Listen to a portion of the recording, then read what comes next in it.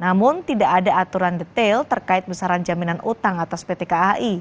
Menteri Keuangan Sri Mulyani berdalih, Peraturan Menteri Keuangan nomor 89 adalah aturan turunan dari Perpres nomor 93 tahun 2021 yang mengatur tentang pembengkakan biaya kereta cepat. Kami mengutip dari Kompas.com, Saudara, Sri Mulyani, Menteri Keuangan, menyebut biaya pembengkakan kereta cepat sudah diaudit oleh BPKP dan BPK. Di dalamnya ada rekomendasi untuk penanganan pembengkakan biaya. Proyek ini akhirnya jatuh ke investor Tiongkok karena menawarkan biaya yang lebih rendah, sekitar 88 triliun rupiah. Tapi seiring waktu, biaya proyek ini membengkak menjadi sekitar 106,2 triliun rupiah. Proyek kereta cepat Jakarta-Bandung seharusnya rampung pada tahun 2019 sampai sejumlah masalah terjadi hingga biaya konstruksi yang membengkak. Proyek kereta cepat selama ini dipegang oleh 4 konsorsium BUMN yang terdiri dari PT Kereta Api, Wijaya Karya, Jasa Marga, dan PT PN 8. Konsorsium ini dipimpin oleh PT Kereta Api Indonesia. Presiden Jokowi pada 15 September 2015 pernah menyebutkan kereta cepat tidak menggunakan APBN. Awalnya diklaim tidak akan menggunakan APBN, tapi kemudian berubah melalui peraturan Presiden nomor 93 tahun 2021 dan kini menjaminkan APBN untuk cost overrun atau pembengkakan biaya pembangunan kereta cepat. Bagaimana tata cara penjaminan dan mitigasi apa yang perlu disiapkan? Kami akan bahas bersama Tauhid Ahmad, peneliti Institute for Development of Economics and Finance atau INDEF.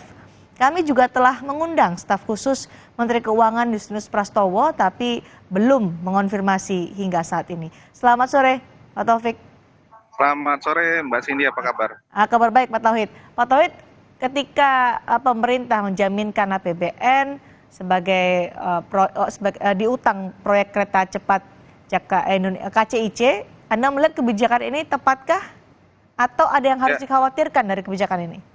Ya, saya kira ini harus dikhawatirkan ya. Untuk setiap proyek pemerintah yang memiliki resiko fiskal tinggi, biasanya memang harus ada penjaminan, utamanya biasanya untuk infrastruktur yang tingkat pengembalian finansialnya rendah gitu. Nah, karena ini masuk dalam skema penjaminan, maka sudah dapat dikatakan pasti bahwa skema pengembalian keuangannya rendah, sehingga pemerintah harus menjamin begitu. Nah, kenapa ini terjadi?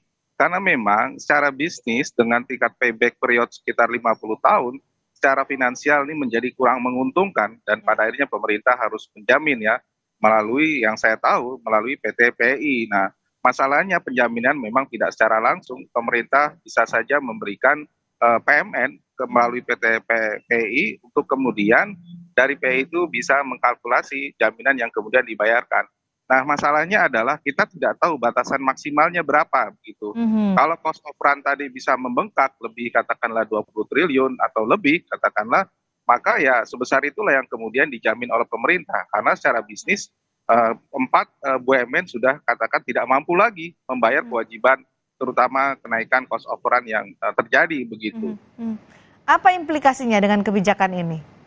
Ya, pemerintah harus standby dengan dana penjaminan sepanjang proyek kereta cepat ini terjadi pembengkakan atau katakanlah tiap tahun ternyata keuntungan yang didapat tidak bisa menahan biaya investasi ataupun kerugian. Nah, ini cukup panjang ya, 50 tahun. Berarti otomatis pemerintah siap siaga dengan regulasi yang cukup panjang begitu. Dan ini tentu saja akan merugikan katakanlah rencana proyek prioritas lain yang mungkin lebih penting daripada kereta cepat ini begitu.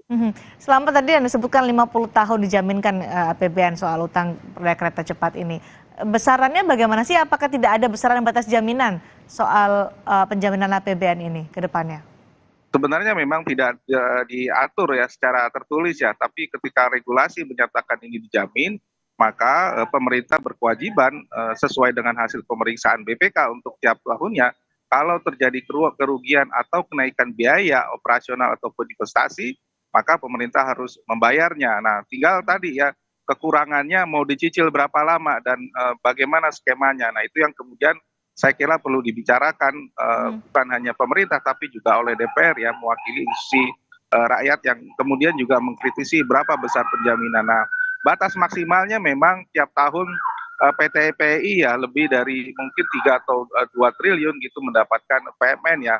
Saya kira ini yang kemudian perlu diklarifikasi Ya. berapa yang kemudian dijanjikan melalui PMN, melalui PI tersebut begitu. Oke, apakah ini akan secara signifikan membebani APBN kita?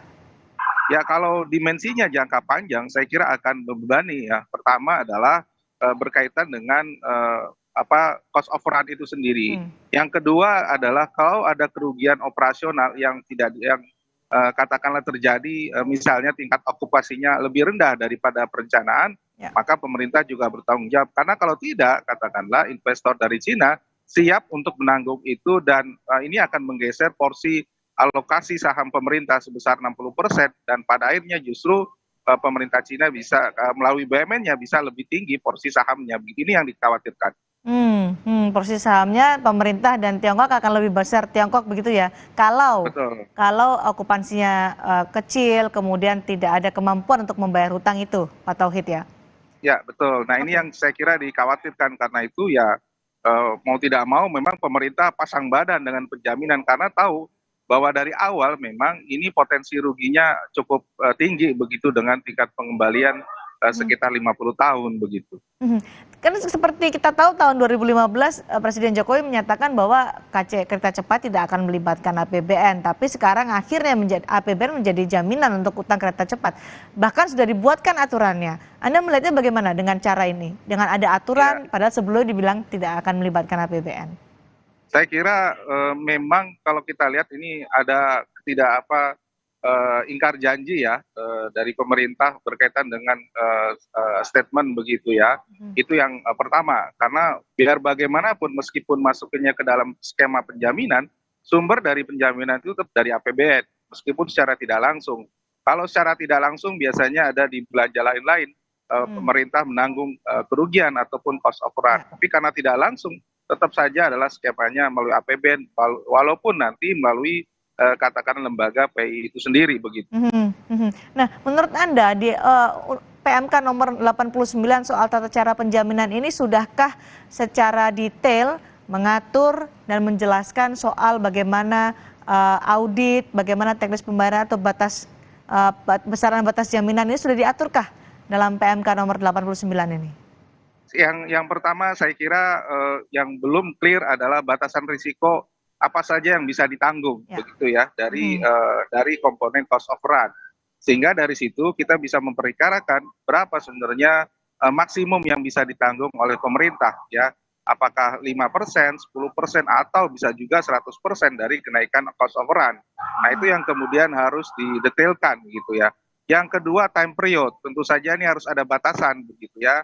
Nggak mungkin selama katakanlah lebih dari payback period kurang lebih 50 tahun, pemerintah harus memberikan dukungan 100% begitu ya. Karena kan 4 BUMN ini tiap tahun juga menghasilkan keuntungan yang saya kira untuk bisa menambal kalau misalnya proyek kereta cepat ini mengalami kerugian. Jadi Mhm. ada sumber lain dari 4 BUMN ini yang kemudian bisa menyelesaikan satu proyek kereta cepat yang misalnya saja di tahun pertama, kedua mengalami kerugian gitu. Hmm. Oke, pengelolaan risikonya harusnya bagaimana Pak Tauhid? Ya, saya kira pertama ya, resiko ini kan memang ada yang risikonya terkait yang bisa ditanggung oleh BUMN 4 BUMN sendiri. Saya kira itu yang penting. Yang kedua adalah bagaimana bisa mengurangi cost overrun yang terjadi maupun yang akan terjadi. Mungkinkah Nah, itu misalnya, ada mengurangi eh, cost of run, pembengkakan itu?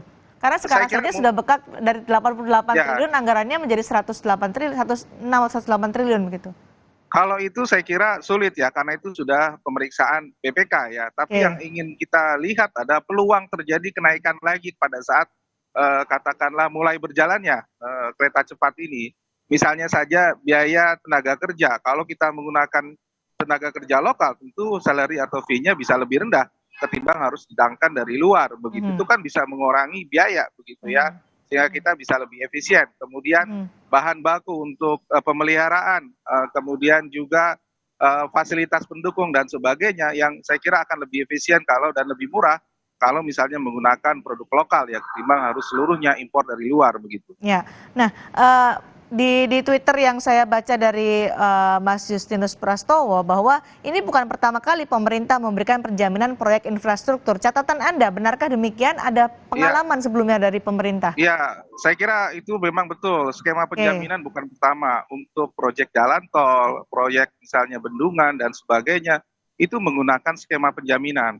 Tapi ingat, karakteristik dari penjaminan adalah untuk infrastruktur publik yang berguna untuk masyarakat luas ya. Dan umumnya penjaminan itu memang ya bermanfaat secara ekonomi tapi tidak layak secara finansial. Itu yang diberikan secara penjaminan begitu. Oke, ini ingin menumbuhkan daerah tertentu, tapi finansial nggak layak. Nah, itu butuh penjaminan. Nah, ini yang kemudian disamakan begitu ya.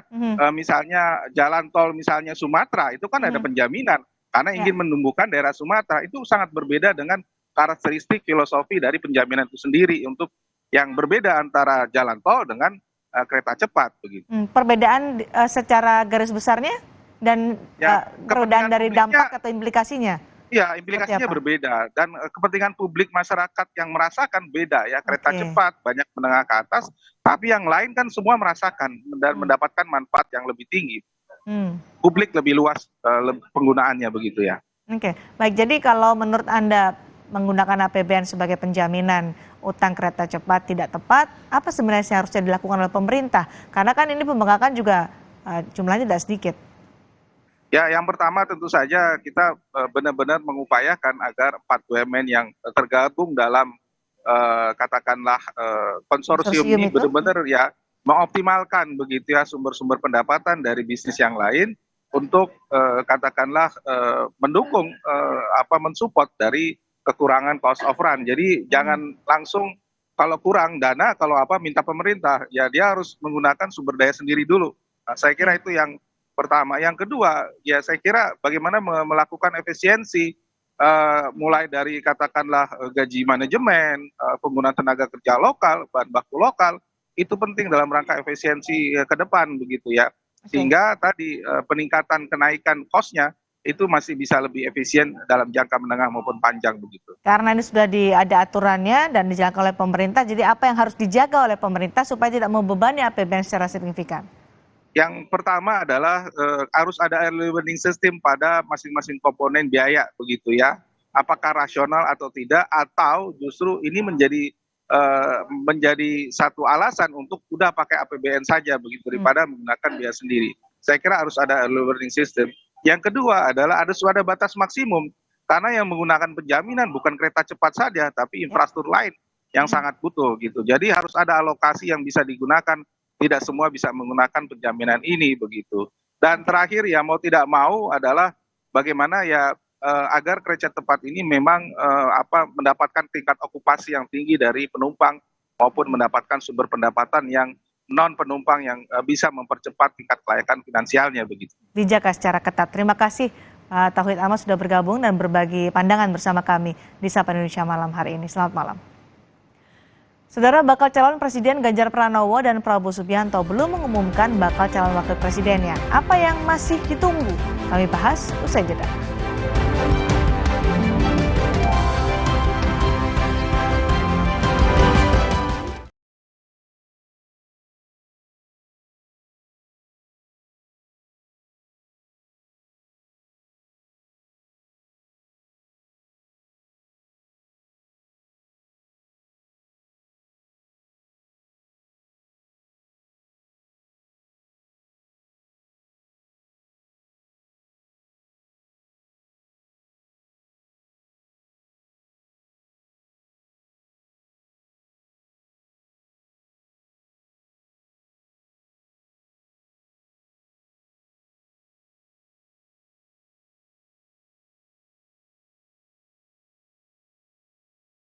Lagi, saya merekomendasikan Sensodyne untuk perawatan gigi ngilu.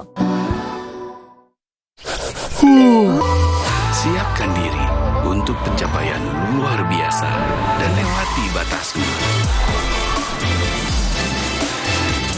Stargazer X, unleash the X in you. Ciptakan pengalaman nonton terbaik di rumah. Didukung oleh Android TV dan Google Certified, nikmati berbagai aplikasi dari Play Store for Android TV. OneStream dapat terkoneksi dengan internet apapun. Anda dapat menikmati beragam tayangan dari ratusan TV channel. Yuk, nikmati serunya nonton TV bersama OneStream.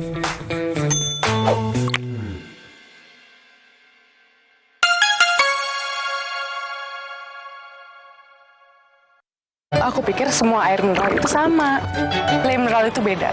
Le mineral memang berbeda. Setiap tetesnya mengandung mineral esensial seimbang yang penting untuk tubuh dan juga membuat rasa airnya lebih segar. Segernya. Le mineral. Le mineral beda banget, lebih smooth, lebih segar. Le mineral memang berbeda. Setiap tetesnya mengandung mineral esensial seimbang yang penting untuk tubuh dan juga membuat rasa airnya lebih segar. Dan lebih enteng. Le mineral. Tabungan BTN Bisnis menawarkan solusi perbankan tanpa batas untuk pertumbuhan bisnismu kini dan nanti. BTN Bisnis, dukungan lengkap untuk bisnis tumbuh besar. Buka tabungan BTN Bisnis sekarang. Kala ditemani gurih kentalnya kuah miso, beraroma micin yang otentik, kehangatannya ingin terus keurangi. Indomie Ramen Series, nikmat otentiknya Pangsoko. Terus, enaknya terus. Manis asam, cuy. Manis asam, cuy. Manis asam, cuy. Slay oleh terus. Gak nempel di gigi. Slay oleh.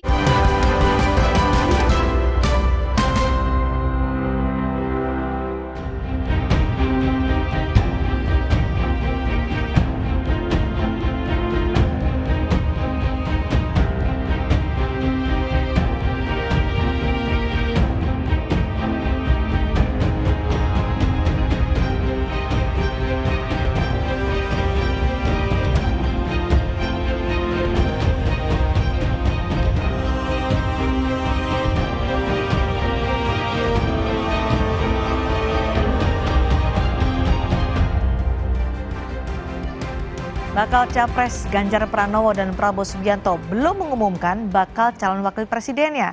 Nama-nama yang akan dipilih akan sangat menentukan keberhasilan mereka di Pilpres 2024.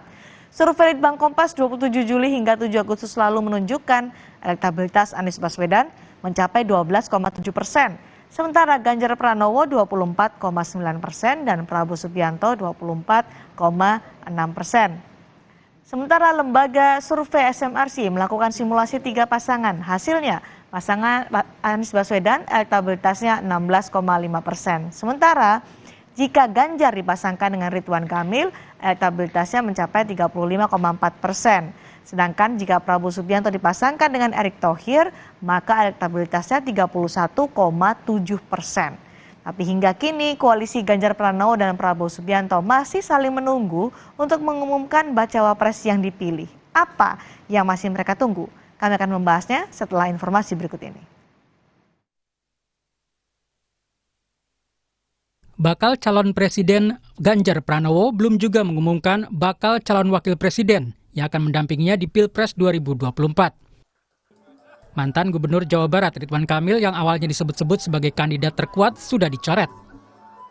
Ketua Umum Partai Demokrat Agus Harimurti Yudhoyono juga bernasib sama karena Demokrat memilih mendukung Prabowo Subianto. Ketua DPP PDI Perjuangan Puan Maharani menyebut sejauh ini bursa bacawa pres yang akan mendampingi Ganjar ada 4 orang. Ada Pak Erick Thohir, Pak Sandi Uno, Pak Andika, Pak Mahfud. Tadinya kan memang muncul namanya Mas AHY, namun karena Demokrat sudah memutuskan untuk pindah atau menentukan dengan Mas Prabowo, ya tentu saja sepertinya tidak mungkin. Pak RK masih ada juga berarti? Pak RK juga, Golkar kan sudah dengan Pak Prabowo, jadi dan Pak RK merupakan kader Golkar.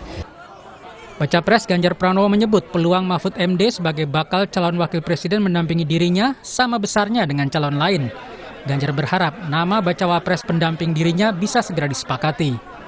Mahfud MD gimana Pak? Kenapa? Peluangnya bacawa pres Pak. Ini pertanyaan sama semua? Iya, sama. Makanya kalau sama biar kita jawab. Semua masih punya peluang yang sama pada hari ini. Dan di antara kita, dari pimpinan partai, saya semua berkomunikasi dan saya juga berkomunikasi dengan beliau-beliau. Ya mudah-mudahan nanti kita akan segera bisa bertemu dan menyepakati sehingga teman-teman bisa segera mendapatkan nama dari kami siapa yang akan mendampingi saya. Ya. Baca Pres Prabowo Subianto juga belum mengumumkan bakal calon wakil presidennya. Salah satu nama yang mengemuka adalah Ridwan Kamil. Keduanya pernah bertemu pada 14 September lalu. Juru bicara tim pemenangan Prabowo Subianto, Andre Rosiade menyebut keduanya memiliki sejarah yang panjang di dunia politik tanah air. Namun soal bacawa pres, Andre menyebut semuanya diserahkan pada kesepakatan parpol koalisi. Karena kita tahu Pak Prabowo dan Kang Emil punya hubungan yang sangat baik dan sejarah yang sudah sangat panjang. Bahkan di saat Kang Emil pertama kali masuk ke dunia politik, maju jadi calon wali kota Bandung pun didukung oleh Pak Prabowo dan Partai Gerindra. Pres Pak Prabowo ini akan dilakukan dengan cara musyawarah untuk mufakat. Nama lain yang juga disebut-sebut bakal mendampingi Prabowo adalah Menteri BUMN Erick Thohir yang didorong oleh Partai Amanat Nasional. Menteri BUMN Erick Thohir tidak mau berspekulasi dan menyerahkan semua keputusan pada parpol koalisi pendukung Prabowo Subianto. Kan terlalu dini, ya, kalau bilang siap-siap nggak ada, itu yang saya sudah sampaikan, percayalah. Ya, itu kayak lagunya Afgan, kalau jodoh pasti bertemu, itu aja ya, jangan. Kalau masalah tentu pembicaraan mengenai calon pencalon itu kan ada koalisi. Parpol koalisi pendukung Ganjar Pranowo dan Prabowo Subianto harus bergerak cepat untuk menentukan bakal calon wakil presiden yang tepat di tengah waktu pendaftaran yang makin mepet. Tim Liputan Kompas TV. Parpol koalisi pendukung Ganjar Pranowo dan Prabowo Subianto masih belum mengumumkan nama-nama yang bakal menjadi bacawa pres pendamping Ganjar dan Prabowo. Apakah ini bagian dari strategi? Dan apa untung ruginya jika mereka mengumumkan nama bacawa pres di waktu yang mepet? Kami akan membahasnya bersama politisi PD Perjuangan Deddy Sitorus, ada juga jubir tim pemenangan Prabowo Subianto Andre Rosiade, dan Direktur Indikator Politik Indonesia Burhanuddin Muhtadi. Selamat malam semuanya. Selamat malam, Mbak. Baik. Malam Andre, Burhan. Selamat malam Mas Burhan. Terima kasih sudah bergabung di Sapa Indonesia Malam. Pak Deddy, sudah mengkerucut jadi berapa nama untuk bacawa pres Ganjar Pranowo? 4? Ya kan Mbak udah putar tadi bahwa Mbak Puan Maharani mengatakan saat ini sudah ada 4 nama yang secara serius didalami, dipertimbangkan oleh PDI Perjuangan bersama partai-partai pengusung dan Pak Ganjar tentunya. Dan apakah nanti yang dipilih salah satu dari 4 nama itu mungkin tergantung pilihannya calonnya Bung Andre ini kan, bisa saja gitu. Jadi masih nunggu Prabowo Subianto akan memilih siapa? Enggak sih, enggak ya. Tapi mungkin itu bisa jadi pertimbangan juga gitu ya. Tapi intinya kita masih mencari apa ya namanya yang best among equals lah ya, terbaik di antara yang terbaik. Karena kalau dari sejumlah hasil survei Pak, jadi kan ada nama Ridwan Kamil yang dipasangkan sama Ganjar Pranowo, hasil surveinya paling tinggi nih, masuk pertimbangan? Ya itu kan kalau Pak Ridwan Kamil kan memang pernah dipertimbangkan, sangat dipertimbangkan, tapi kan kemudian penjajakan itu harus terhenti karena partainya mengatakan lain. Karena dulu penjajakan itu kan masih pribadi ya, sifatnya pendalaman, dan meski walaupun 99% yang dibicarakan hanya tentang bagaimana situasi Jawa Barat pasca Pak Ridwan tidak gubernur lagi, dan beberapa rencana terkait misalnya apa namanya simbol-simbol Bung Karno dalam jejak sejarah gitu. Ya, itu kan setelah ketemu Ridwan Kamil sudah bertemu dengan Bu Mega, kemudian Ridwan Kamil juga setelah bertemu dengan Prabowo Subianto nih, Bung Andre. Dengan pertemuan Ridwan Kamil dan Prabowo Subianto, apakah juga ngebahas soal bacawa pres yang sudah dilirik oleh kubunya Pak Deddy? Membahas soal itu juga? Jadi gini Cindy, sama seperti yang disampaikan Mas Ganjar dan Bang Deddy ya, bahwa sekali lagi keputusan cawapres Pak Prabowo itu kan akan diputus secara musyawarah untuk mufakat dengan partai-partai pendukung dan pengusung. Para ketua umum bersama Pak Prabowo nanti akan melakukan musyawarah untuk mufakat. Dan saat ini kami masih menunggu deklarasi resmi yang akan dilakukan Partai Demokrat insya Allah besok. Ya, sehingga nanti setelah deklarasi Demokrat akan diagendakan kapan rencananya pertemuan para ketua umum. Nah, nama-namanya kan seperti yang kita ketahui secara luas di publik. Ada yang mengusulkan nama Pak Erick Thohir, ada yang mengusulkan nama Pak Erlangga, ada yang mengusulkan nama Mas Gibran, ada mengusulkan namanya Kang Emil, ada yang mengusulkan nama Mbak Yeni, ada juga yang mengusulkan nama Bu Khofifah. Nah, dari nama-nama yang disebutkan tadi, saya juga belum tahu siapa yang akan diputuskan oleh musyawarah untuk mufakat para ketua umum partai pendukung dan pengusung Pak Prabowo. Seperti itu, Mbak. Baik, Mas Burhan, masih saling tunggu sepertinya ya?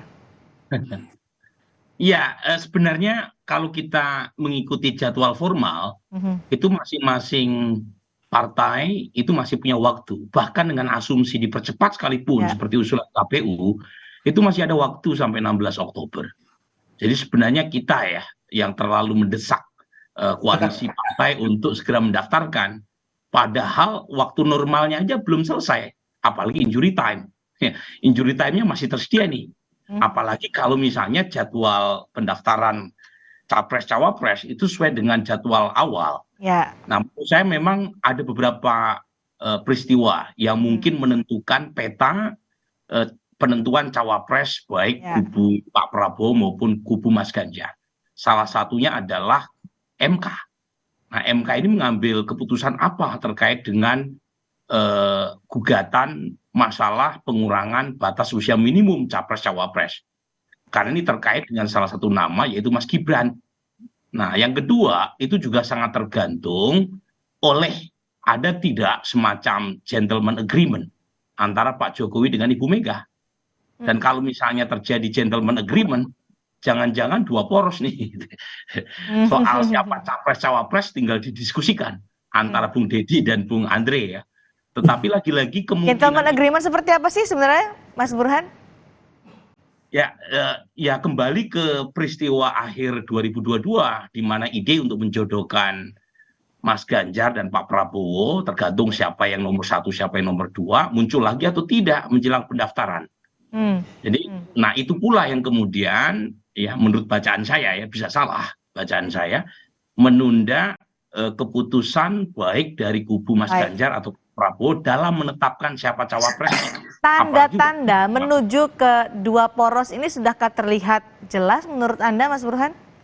Sejauh ini sepanjang elektabilitas Mas Anies masih tercecer di peringkat ketiga, dan Pak Prabowo maupun Mas Ganjar masih punya peluang yang kurang lebih sama untuk memenangkan pertarungan, kemungkinan perjodohan politik itu kecil, meskipun tidak harus kita tutup kemungkinannya ya. Dalam politik kan nggak ada yang tidak mungkin. Jadi kemungkinan itu tetap ada, tetapi sepanjang tidak ada yang mengalah siapa yang jadi cawapres, apalagi Mas Ganjar dan Pak Prabowo juga punya peluang yang kurang lebih sama untuk memenangkan pertarungan, dan Mas Anies sebagai capres antitesa ya dianggap tidak punya potensi untuk menciptakan kejutan di putaran pertama, ya kemungkinan perjodohan politik itu kecil. Menurut saya ya, bisa salah. Tapi tanda-tanda itu sudah ada ya. Betul Pak Deddy, ini menunggu terwujudnya dua poros? Dua poros maksudnya gimana, Mbak? Jadi tadi disebutkan oleh Mas Burhan, nanti ada perjodohan politik antara Prabowo Subianto dan juga Ganjar Pranowo. Jadi dua poros dari Anies Baswedan dan Muhaimin, kemudian Ganjar dan Prabowo. Tapi siapa yang jadi satu atau dua belum terlihat. Mungkinkah itu terjadi? Kita, kalau dari sisi rakyat Indonesia, saya alhamdulillah itu kalau bisa terjadi, menghemat banyak itu.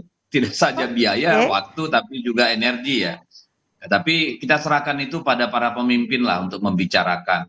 Saya lebih tertarik untuk mengatakan bahwa memang karena ketatnya pertarungan ini, tentu semua partai-partai yang mengusung pasangan calon tentu membutuhkan pendalaman, perenungan gitu ya, simulasi, lalu intuisi untuk mencari calon terbaik untuk menjadi pasangan dari masing-masing calon. Tapi perjodohan politik Ganjar dan Prabowo itu masih juga terbuka di PD Perjuangan ya?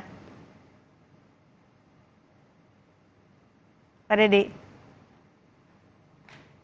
Pak Deddy? Wah, saya pribadi akan sangat berbahagia kan Pak Ganjar dan Pak Prabowo kan dua-duanya diberi mandat oleh keputusan tertinggi partai masing-masing untuk mencalonkan sebagai presiden.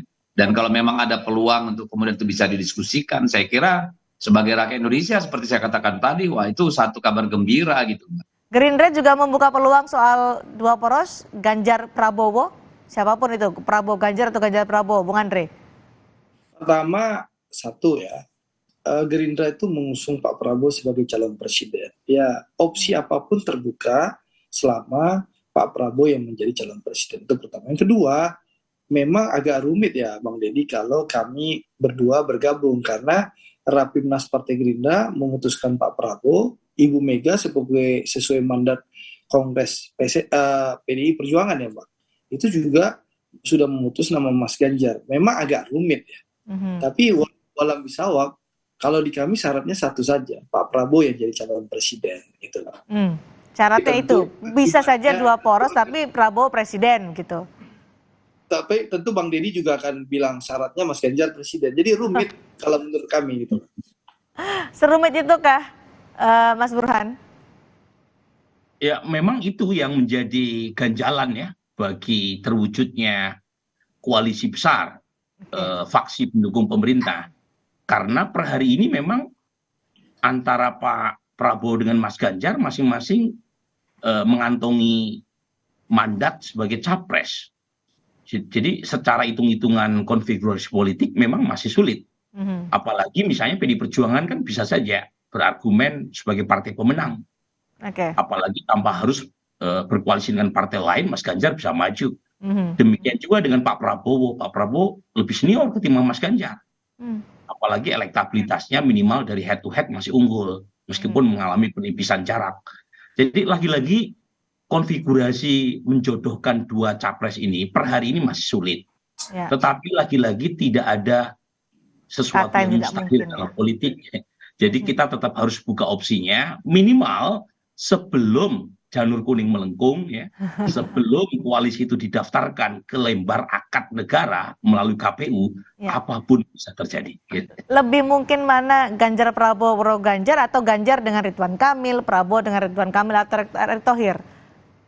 Per hari ini kemungkinan 3 poros. Artinya Mas Ganjar maju sendiri dengan cawapresnya, Pak Prabowo maju sendiri dengan cawapresnya, dan Mas Anies. Yang sulit terjadi adalah 4 poros. Terutama setelah Partai Demokrat mendeklarasikan cintanya pada Bung Andre kan gitu. Oke, Bung Andre, kalau kita bicara tidak Ganjar Prabowo deh, tapi ada nama-nama Ridwan Kamil, ada Erick Thohir disebut-sebut dekat dengan Prabowo Subianto, dari survei juga angkanya bagus. Mana yang paling dekat dengan Prabowo? Secara ideologi, secara kedekatan personal, Erick Thohir dan juga Ridwan Kamil. Semuanya dekat dengan Pak Prabowo. Bahkan Pak Prabowo di salah satu podcast sudah menyampaikan bahwa beliau bisa bekerja sama dengan seluruh tokoh-tokoh yang ada, termasuk dengan Mas Ganjar, Prof. Mahfud, Pak Erik, Pak Erlangga, ya. Semua tokoh itu semua dekat dengan Pak Prabowo, dan Pak Prabowo mampu dan bisa bekerja sama dengan tokoh-tokoh itu. Nah, urusan cawapres itu nggak kewenangan Andre Rosiade, Pak Siti. Itu kewenangan para ketua umum yang akan melakukan musyawarah untuk mufakat. Tapi kalau dibilang kedekatan, mampu dan bisa bekerja sama, insya Allah Pak Prabowo bisa dengan seluruh tokoh. Dengan Pak Erlangga ya sama-sama kabinetnya Pak Jokowi, ya sama-sama membantu Pak Jokowi. Dengan Pak Erik juga sama-sama kabinet Pak Jokowi, sama-sama membantu Pak Jokowi. Bahkan dengan Pak Erik, Pak Prabowo dan Pak Erik sama-sama melakukan transformasi terhadap BUMN industri pertahanan gitu. Dengan Mas Gibran, Pak Prabowo juga dekat. Dengan Prof. Mahfud, Pak Prabowo juga dekat. Dengan Kang Emil punya sejarah yang panjang. Mbak Yeni Wahid juga sama. Dengan Mas Ganjar, Pak Prabowo juga punya hubungan yang sangat baik.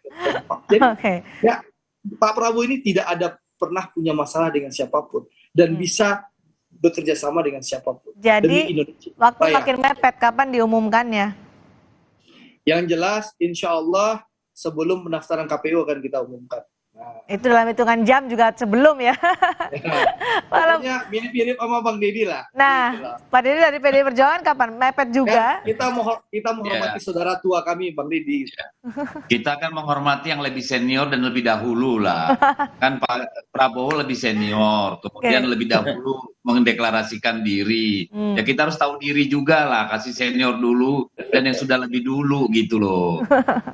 Sampai beberapa jam mungkin semenjelang pendaftaran ditutup, Mas Burhan, kita akan mendapatkan kejutan yang besar dari masing-masing bacawa pres untuk menentukan siapa bacawa presnya? Jangankan politik, Cindy. Dalam sepak bola masih sangat mungkin terjadi kejutan. Bahkan di malam Kovedel itu menciptakan gol penyamakan kedudukan melawan Atletico Madrid di menit 95. Dan yang menyamakan golnya itu kiper. Jadi itu sepak bola, apalagi politik pasti kejutannya lebih heboh ketimbang sepak bola.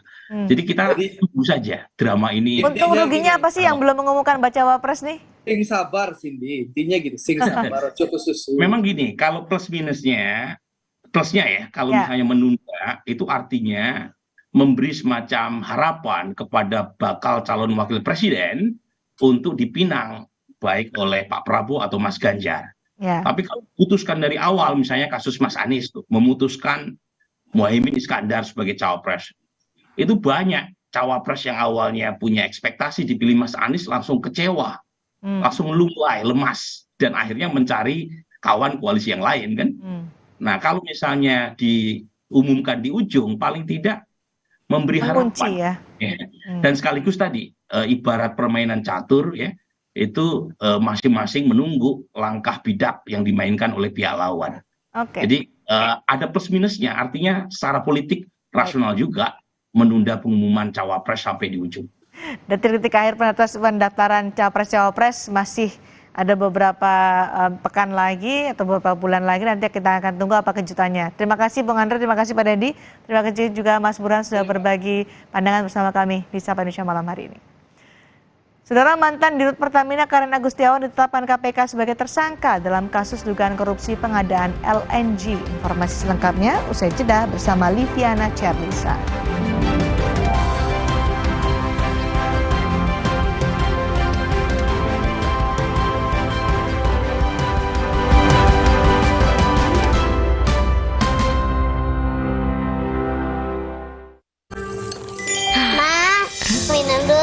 Capek. Senang kan melihat anak tumbuh dengan baik bersama Morinaga Cilgo, nutrisi berkualitas untuk dukung daya tahan tubuh, bantu tumbuh kembangnya. Morinaga Cilgo. Wah, makan. Udah nggak takut kolesterol naik nih. Kan habis makan langsung Benecol. Lanstan esternya hajar kolesterol dari makanan yang habis kita makan. Nutri Benecol. Morinaga Cilgo, nutrisi berkualitas, harganya terjangkau. Cilgo.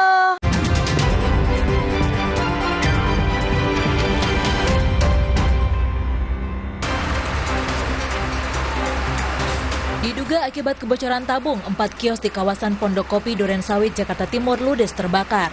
Salah satu pemilik kios histeris saat api membesar dan meludeskan kios miliknya.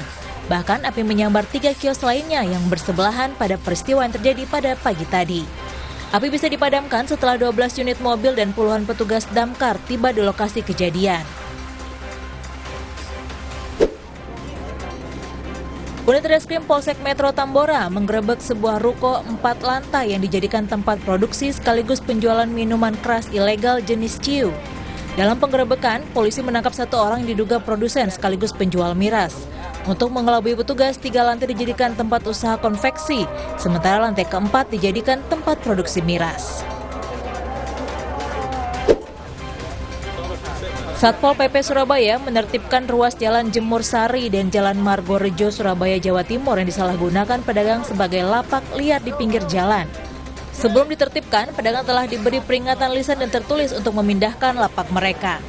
Untuk pendataan bagi para pelanggar agar dapat ditempatkan di sentra wisata kuliner SWK yang telah disediakan oleh pemerintah Kota Surabaya dengan ketentuan untuk mendapatkan tempat berjualan yang lebih nyaman.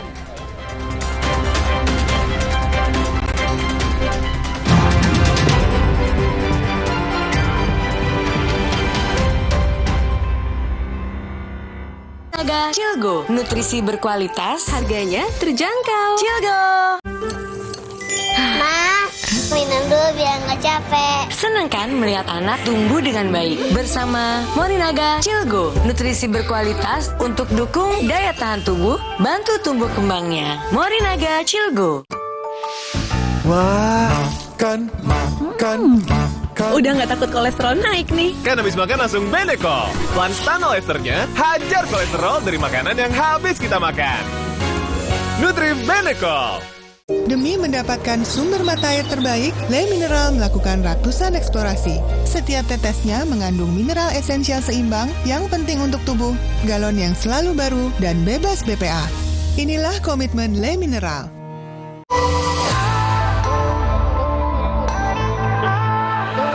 Siapkan diri untuk pencapaian luar biasa dan lewati batasmu. Stargazer X. Unleash the X in you. Tabungan BTN Bisnis menawarkan solusi perbankan tanpa batas. Memberi rasa aman dalam berbisnis, keleluasaan dalam bertransaksi, serta kemudahan dalam menjalankan kegiatan operasional untuk pertumbuhan bisnismu kini dan nanti. BTN Bisnis, dukungan lengkap untuk bisnis tumbuh besar. Untuk bisnis tanpa batas, buka tabungan BTN Bisnis sekarang. Jangan sanubruk. Nih, yang nggak sanubruk, Top Coffee susu gula aren tubruk. Paduan kopi tubruk, susu dan gula aren. Gile. Ampasnya lebih halus, brother. Ampasnya aja enak. Top Coffee susu gula aren tubruk dari Wingstone. Niatku madu TJ hitam pahit dengan kualitas madu TJ plus manfaat ekstra herbal. Niatku demi anakku. Niatku demi istriku. Madu TJ hitam pahit, niatku jaga kesehatan. Dia cerita ke saya, kenapa setiap minum dingin, saya merasa ngilu. Itu semua karena memang dia memiliki kondisi gigi sensitif. Jika dibiarkan lebih lama, ada kemungkinan untuk memburuk. Sensodyne teruji secara klinis untuk menenangkan gigi yang sedang ngilu, dan itu memberikan perlindungan hingga 24 jam. Akhirnya mereka bisa bebas mengkonsumsi makanan tanpa harus takut lagi. Saya merekomendasikan Sensodyne untuk perawatan gigi ngilu. Aku pikir semua air mineral itu sama. Le Mineral itu beda. Le Mineral memang berbeda. Setiap tetesnya mengandung mineral esensial seimbang yang penting untuk tubuh dan juga membuat rasa airnya lebih segar. Segernya. Le Mineral. Le Mineral beda banget, lebih smooth, lebih segar. Le Mineral memang berbeda. Setiap tetesnya mengandung mineral esensial seimbang yang penting untuk tubuh dan juga membuat rasa airnya lebih segar. Dan lebih enteng. Le Mineral.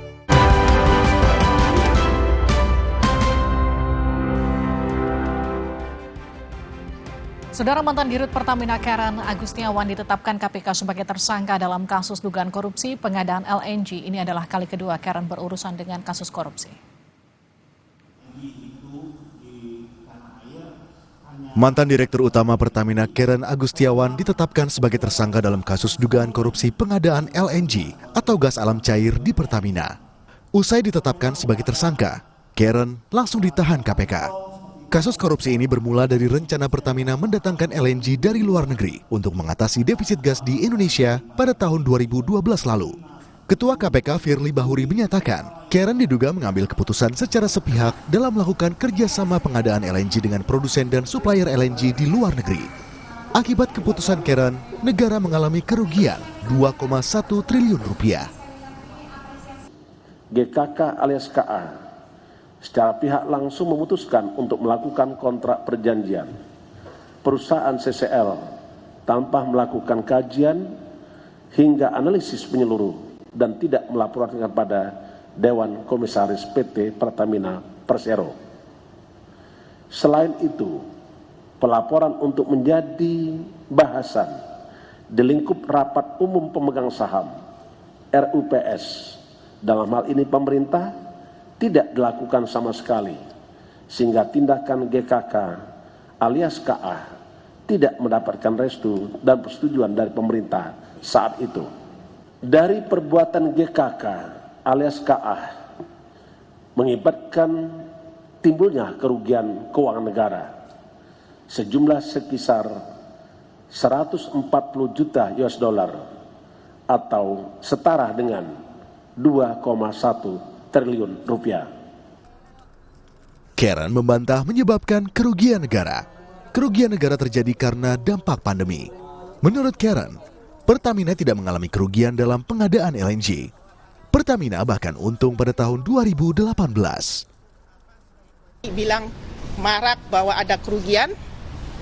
Kerugian itu diakibatkan karena masa pandemi di tahun 2020 ya dan 2021. Akan tetapi sebetulnya pandemi atau tidak pandemi, Pertamina harusnya untung. Karena berdasarkan dokumen yang ada, tahun 2018 bulan Oktober, Pertamina itu bisa menjual ke BP dan juga ke Trafigura dengan nilai positif 71 sen per MMBTU.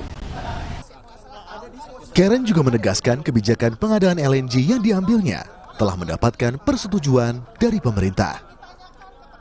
Pengadaan LNG ini bukan aksi pribadi, tapi merupakan aksi korporasi Pertamina berdasarkan impres yang tadi saya sebut, surat UKP 4 sebagai pemenuhan proyek strategis nasional.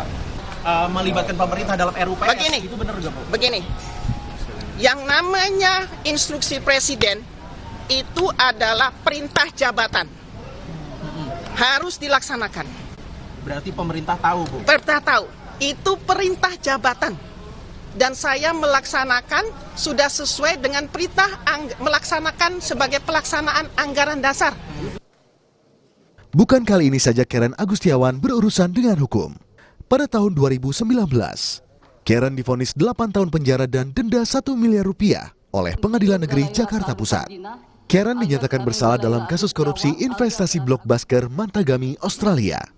Sempat mendekam di penjara selama 1,5 tahun. Pada 2020, putusan kasasi Mahkamah Agung membebaskan Karen dari segala tuntutan hukum terkait kasus tersebut dengan alasan dalam pertimbangan Business Judgment Rule dan perbuatan bukan tindak pidana. Tim Liputan Kompas TV.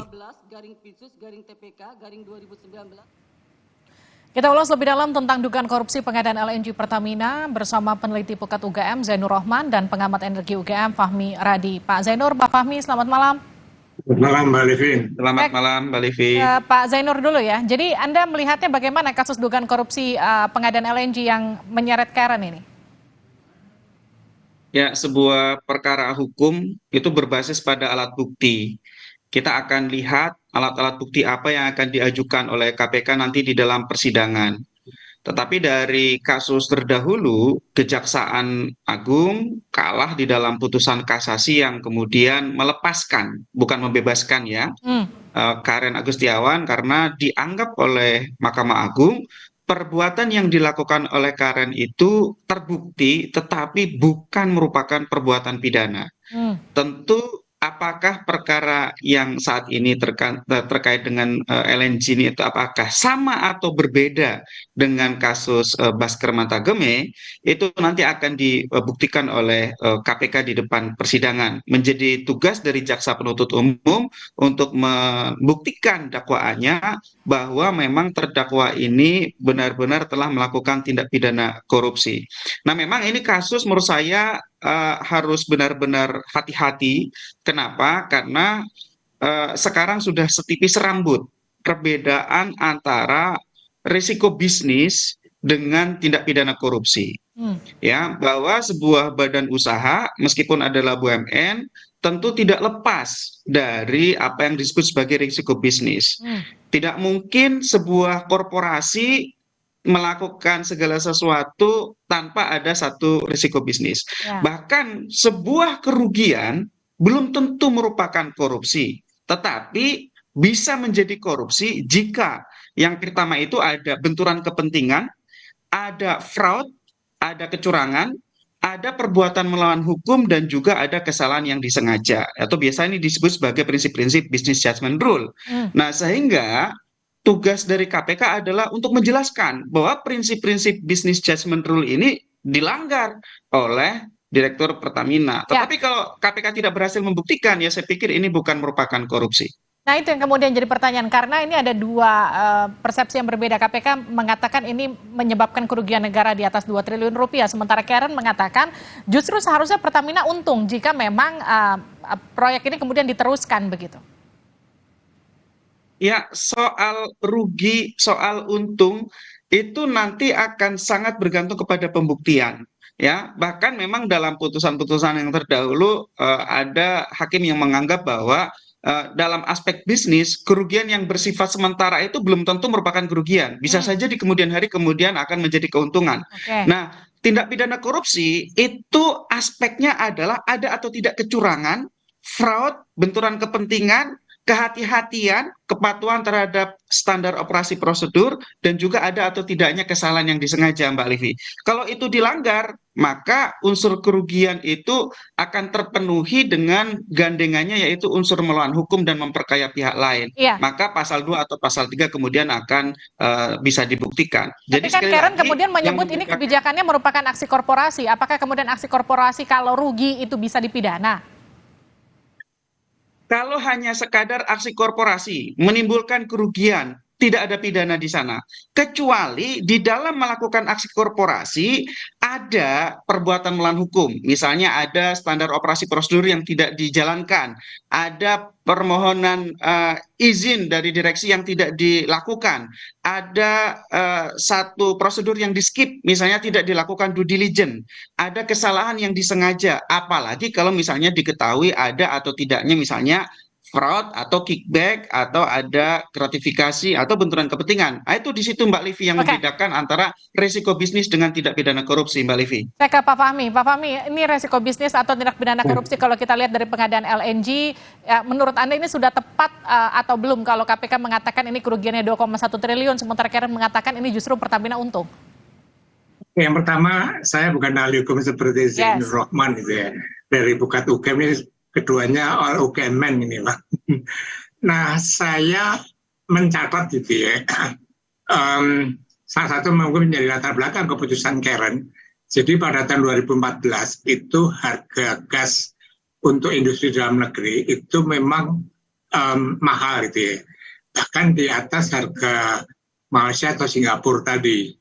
Nah, kemudian yang kedua, Pertamina saat itu membuat semacam proyeksi gitu ya, dan hasil proyeksi menyatakan bahwa pada tahun 2024 akan terjadi krisis gas. Nah, yang pertama itu barangkali dengan menambah pasokan LNG melalui impor, akan menurunkan harga gas di dalam negeri. Gitu ya. Tapi untuk proyeksi tadi, saya kurang sependapat gitu ya, karena sesungguhnya persediaan gas alam kita itu berlimpah ruah, dan itu bisa dengan mudah diolah menjadi LNG untuk kebutuhan dalam negeri.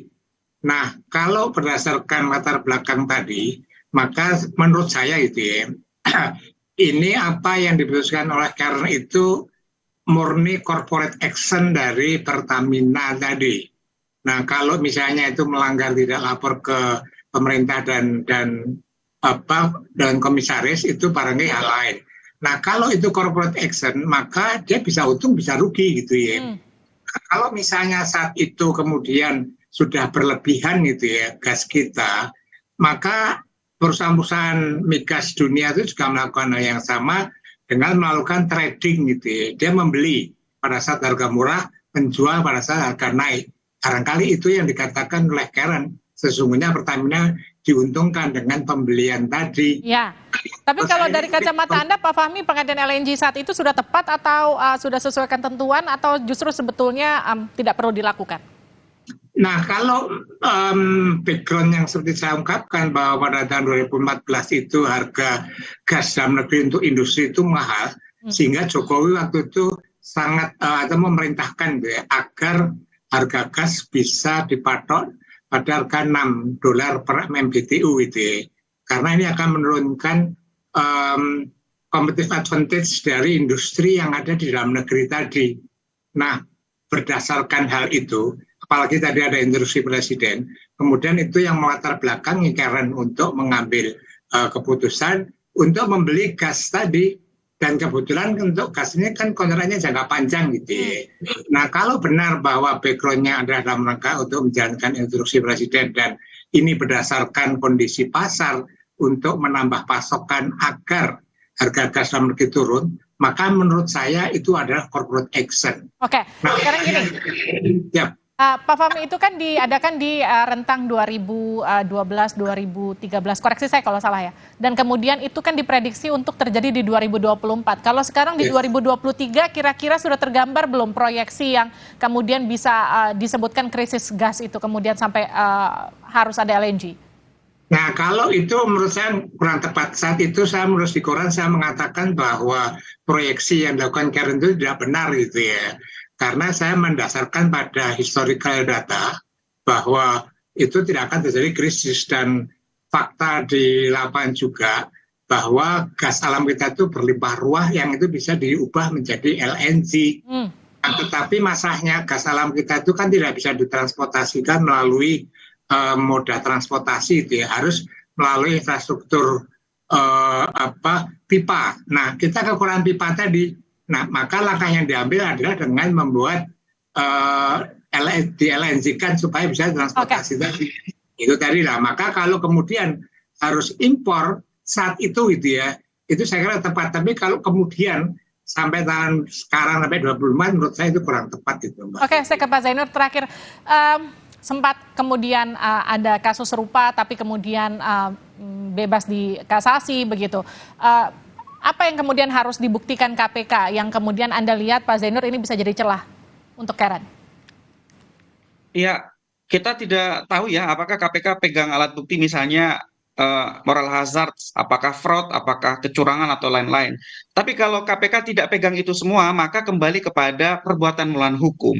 Apakah ada keputusan dari Karen ini yang dilakukan tanpa melalui prosedur yang telah ditetapkan di internal Pertamina sendiri. Nah, menurut saya perdebatannya di situ.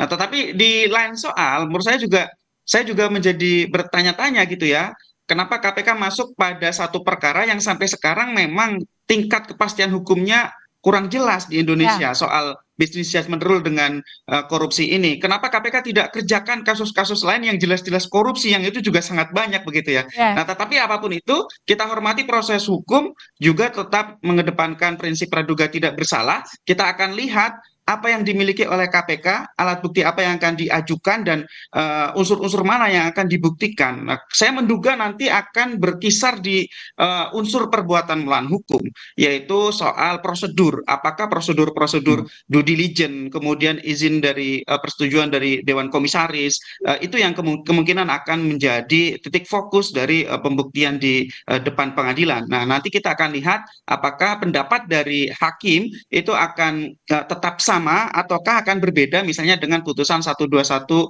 yang kemarin juga sudah memenangkan Karen di kasus Basker Matagame. Tapi saya ingatkan sekali lagi bahwa tidak ada satupun kasus yang sama. Antara satu kasus dengan kasus yang lain pasti berbeda. Sehingga ya kita hanya bisa mengikuti sambil kita juga mengusulkan kepada negara untuk segera memperjelas. Ya, silakan Pak Fahmi singkat. Saya kira dalam proses pengambilan keputusan, kalau misalnya itu corporate action, itu kan tidak mungkin diputuskan sendiri oleh Karen kan. Itu kan ada direksi yang lainnya yang itu secara kolektif kolegial. Nah, kalau misalnya dipersalahkan Karen, maka direksi lain juga harus dipanggil juga oleh KPK. Itu aja, Living. Oke, terima kasih Pak Fahmi, terima kasih Pak Zainur sudah bergabung bersama kami di Sapa Indonesia Malam. Saudara, usai jeda, polisi telah memeriksa 12 pemeran film porno lokal. Salah satu pemeran mengaku dijebak dan dibohongi sutradara dan produser.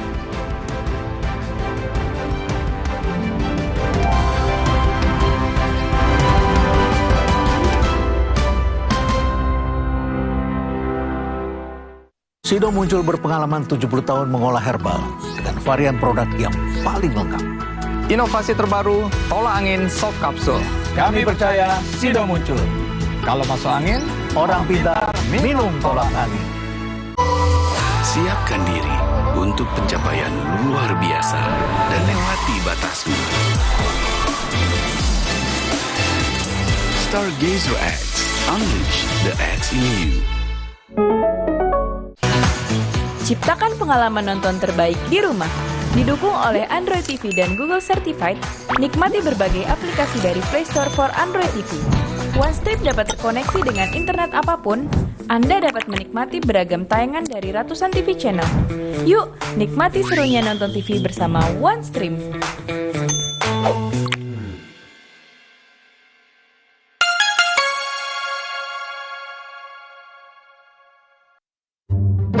cat besi dan kayu yang biasa dong. Jangan yang biasa-biasa. Maksud? Pilih cat kayu dan besi kualitas Jawara. Cat Altex kaleng merah, Altex sintetik, warna mengkilap, pilihannya lengkap. Cat Altex sintetik, keringnya cepat, tahan lama. Wow. Cat Altex sintetik kaleng merah, kualitas Jawara.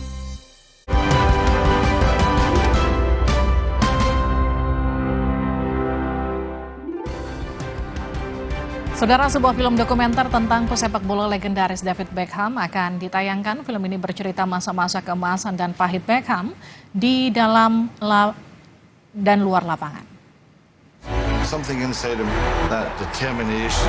Film akan menceritakan perjalanan dari karir cemerlang David Beckham di dunia sepak bola hingga jadi superstar. Perjalanan karir sejak bermain untuk Manchester United hingga Real Madrid, hingga momen Piala Dunia saat dirinya jadi kapten. Di film dokumenter ini juga berkisah perseteruannya dengan Sir Alex Ferguson kala itu. Dan tak hanya karir sepak bola, ini juga mengangkat tentang kehidupan keluarga Beckham bersama sang istri Victoria Beckham. Bekerja sama dengan rumah produksi film ternama di Amerika Serikat, Beckham akan rilis serial dokumenter ini. Dan serial ini akan rilis pada 4 Oktober mendatang. I don't think I'm very vulnerable and alone. I wasn't eating. Saudara, ada 2 film horor, The Nun 2 dan A Haunting in Venice. Ini jadi 2 film paling laris di Amerika Serikat, sementara film Barbie juga masih banyak ditonton warga Amerika. Film The Nun 2 dan A Haunting in Venice bersaing ketat di daftar box office Amerika Serikat dan Kanada akhir pekan kemarin. Dalam 2 pekan perilisannya, film The Nun 2 telah meraup penghasilan hingga 226 miliar rupiah. Sementara film A Haunting in Venice yang diangkat dari novel Agatha Christie mampu mengumpulkan pendapatan hingga 222 miliar rupiah. Sementara film The Equalizer 3 yang dibintangi Denzel Washington turun ke urutan ketiga dengan pendapatan sekitar 110 miliar rupiah. Film Barbie juga masih banyak ditonton. Film arahan Greta Gerwig ini ada di urutan kelima box office dengan total pemasukan hingga 9 triliun rupiah. Informasi tadi jadi bagian akhir di Sapa Indonesia Malam. Ikuti terus perkembangan pemilu 2024 di Kompas TV Independen Terpercaya. Saya Liviana Charlisa. Saya Cindy Sisterani. Terima kasih. Sampai jumpa.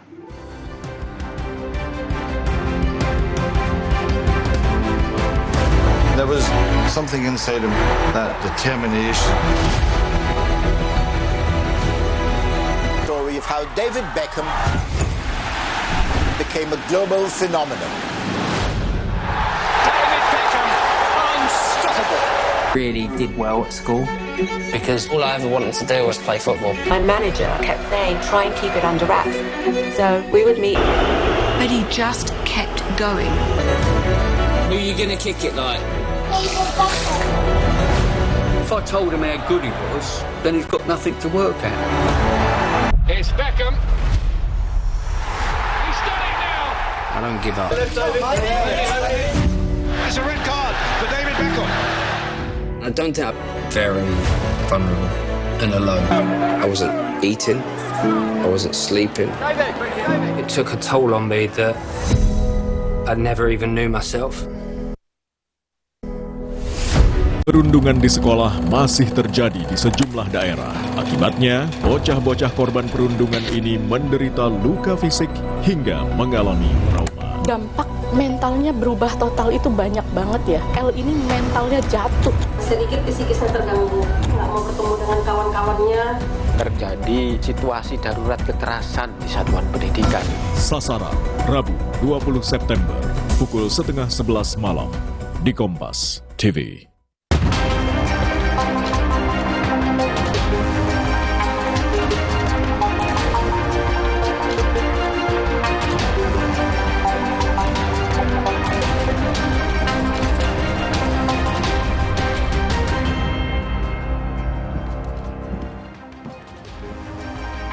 Halo saudara, bagaimana kabarnya Anda hari ini? Selama 1 jam ke depan, berita utama akan menyajikan sejumlah informasi menarik. Bersama saya, Lip Fidian. Dan saya masih tertarikan, saudara bocah 8 tahun tewas tertimpa tembok roboh usai ditabrak pelajar SMP yang berkendara motor ugal-ugalan. Informasi dan ulasan lengkapnya akan kami hadirkan bersama berita pilihan yang sudah kami siapkan untuk Anda. Dan berita utama lain yang aktual untuk Anda simak diantaranya.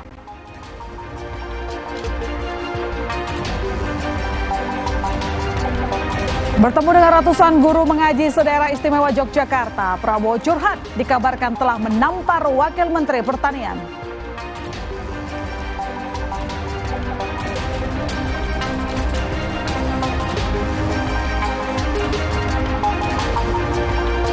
Di balik gaya hidup mewah serta barang-barang miliknya yang mahal, ternyata selebgram ini terseret dalam jaringan sindikat narkoba kelas kakap Ferdi Pratama.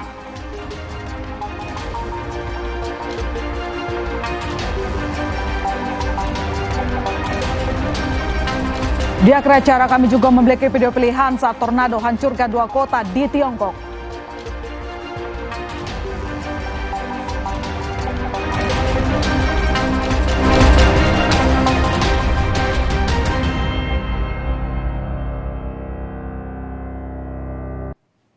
Saudara, kita ke informasi yang pertama di berita utama. Pabrik sekaligus gudang botol di Mustika Jaya, Kota Bekasi, Jawa Barat dilalap si jago merah.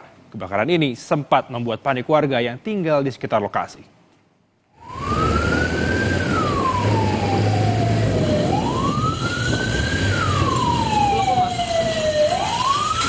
Api membakar pabrik sekaligus gudang botol di Jalan Raya Mustika Sari, Kecamatan Mustika Jaya, Kota Bekasi, Rabu pagi.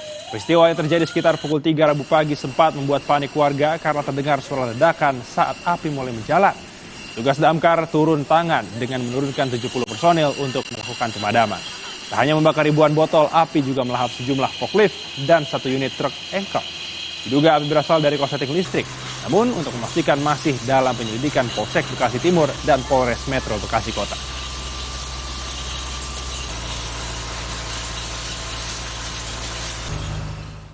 Sementara itu, saudara, kebakaran juga terjadi di gudang bahan kimia Jalan Rawa Bebek Selatan, Penjaringan, Jakarta Utara.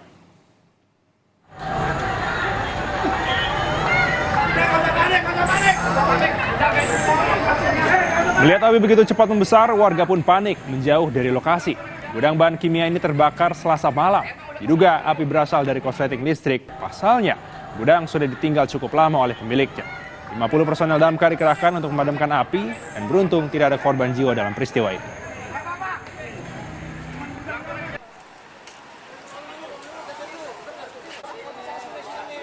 Informasi lainnya, bentrokan terjadi saat eksekusi pengosongan tanah dan bangunan dilakukan di Pakubuwono, Kebayoran Baru, Jakarta Selatan.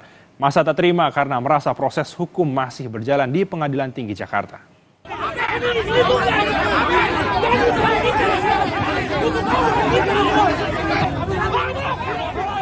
Mendapat perlawanan, petugas tetap memaksa masuk dan mengosongkan lahan serta bangunan.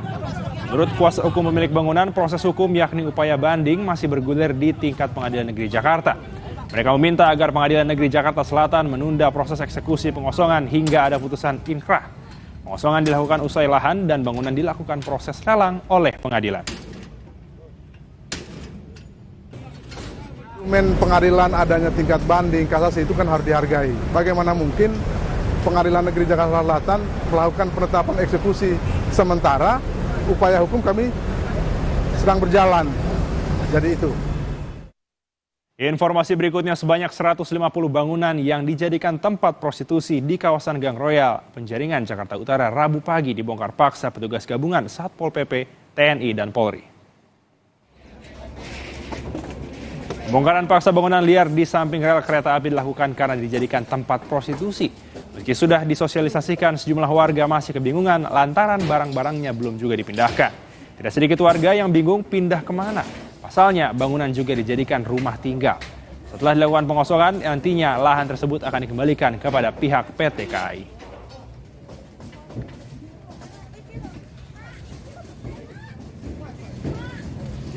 Kita ke sorotan lain, saudara. Badan Pengawasan Pemilihan Umum Bawaslu menyatakan video sejumlah kepala daerah yang mengajak masyarakat memilih baca pres Ganjar Pranowo menyalahi aturan. Respons putusan Bawaslu, Wali Kota Solo Gibran Rakabuming Raka meminta maaf. Video Gibran mengajak masyarakat untuk memilih baca pres Ganjar Pranowo diunggah oleh PDI Perjuangan akhir Agustus lalu. Bawaslu menilai video tersebut melanggar undang-undang pemilu karena mencuri start kampanye. Gibran sendiri mengaku siap jika harus dipanggil oleh Bawaslu untuk mengonfirmasi video tersebut.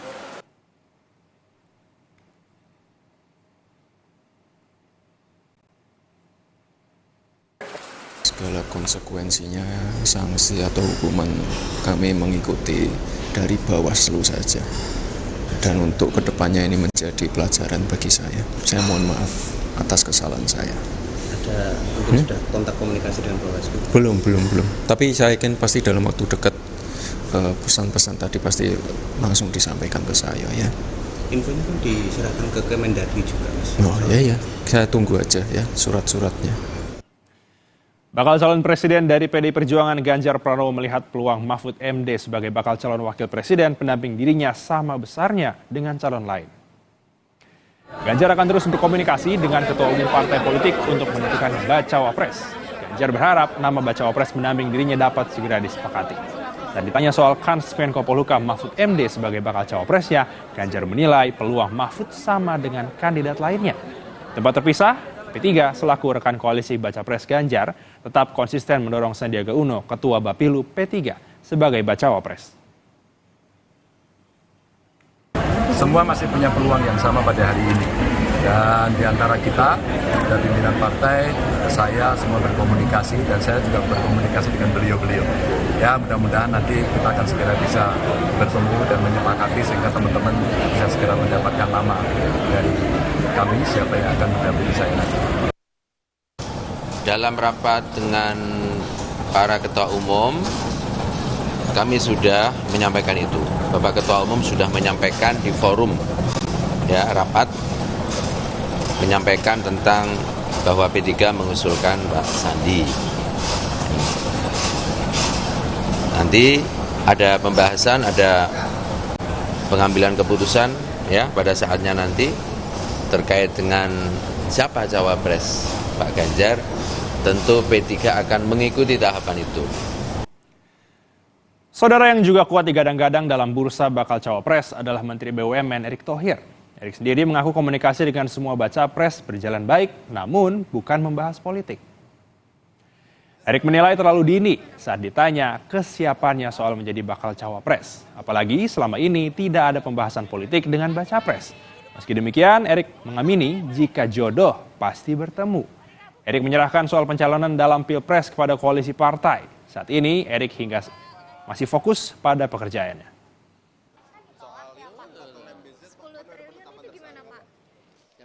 Kan terlalu dini ya, kalau bilang siap-siap nggak ada, itu yang saya sudah sampaikan, percayalah ya, itu kayak lagunya Afgan, kalau jodoh pasti bertemu, itu aja ya. Jangan komunikasi saya dengan Pak Ganjar, Pak Prabowo sejak awal berlangsung dengan baik ya, dan Pak Anies pun berlangsung dengan baik dengan konteks-konteks pekerjaan ya, konteks pekerjaan, kita tidak bicara yang spesifik ke politik gitu.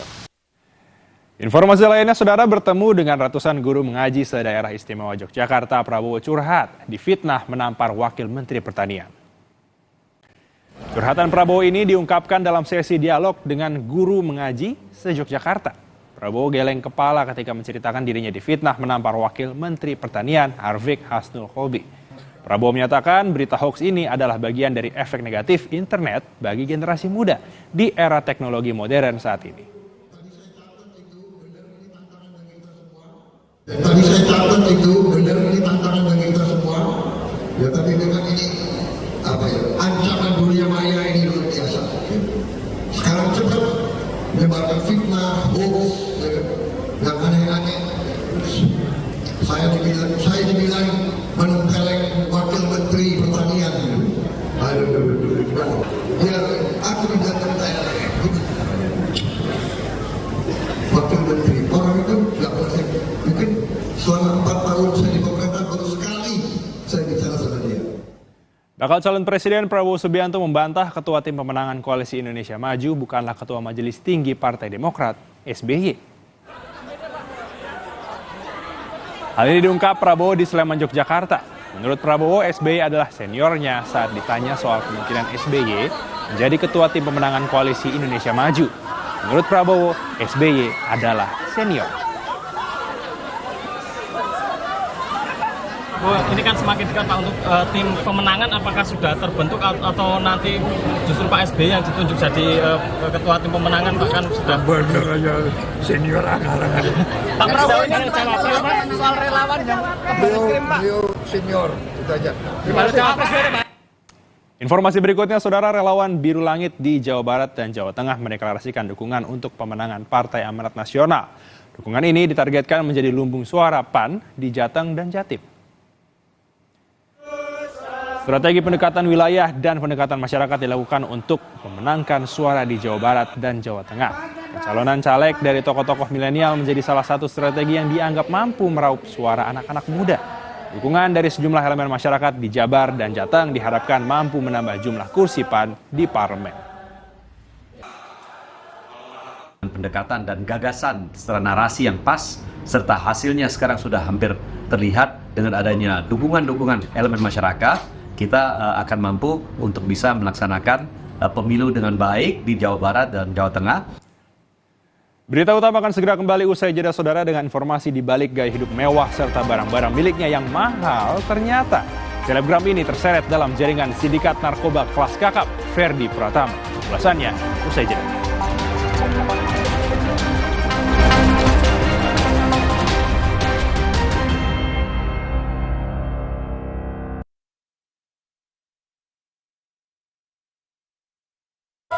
Wuih, jangan asal nubruk. Lu yang asal nubruk.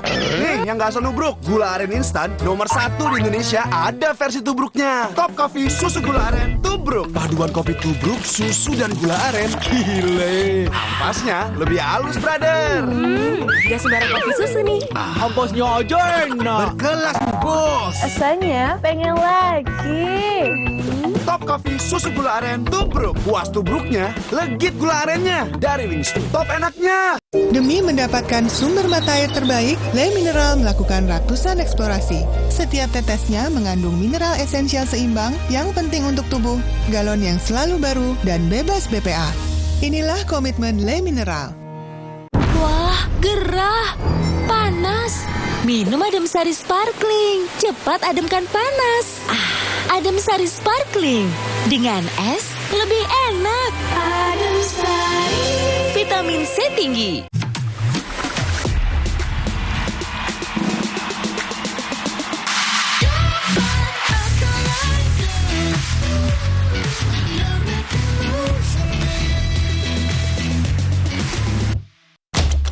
Jangan biarkan mah menghalangi.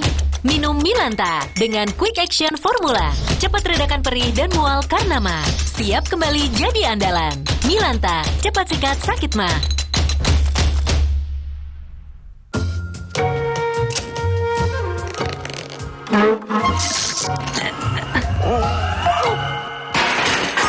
Rasa nikmat dan creamy dari oat dibuat tanpa susu sapi. Oatside, enaknya bikin lupa segalanya. Aku pikir semua air mineral itu sama. Le Mineral itu beda. Le Mineral memang berbeda. Setiap tetesnya mengandung mineral esensial seimbang yang penting untuk tubuh dan juga membuat rasa airnya lebih segar. Segernya. Le Mineral. Gimana aku tahu Enfagro E Plus adalah pilihan terbaik untuk Dante? Dia menunjukkan tanda IQ tinggi, working memory yang kuat, memiliki problem solving skill, critical thinking, dan communication skill yang baik. Yuk Mam, bantu optimalkan IQ-nya dengan Enfagro E Plus MFGM Pro.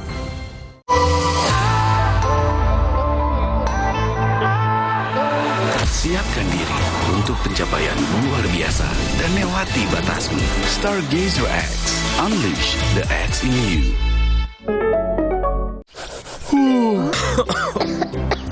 Coba yuk. Oh, batuk. OB Herbal aja. OB Herbal. Cara herbal meredakan batuk. Pilih yang herbal, jangan yang asal. OB Herbal. Aqua percaya akan keajaiban alam. Maka, kami tidak menggunakan galon sekali pakai. Galon kami disanitasi dengan seksama sebelum diisi ulang. Aqua 100% murni.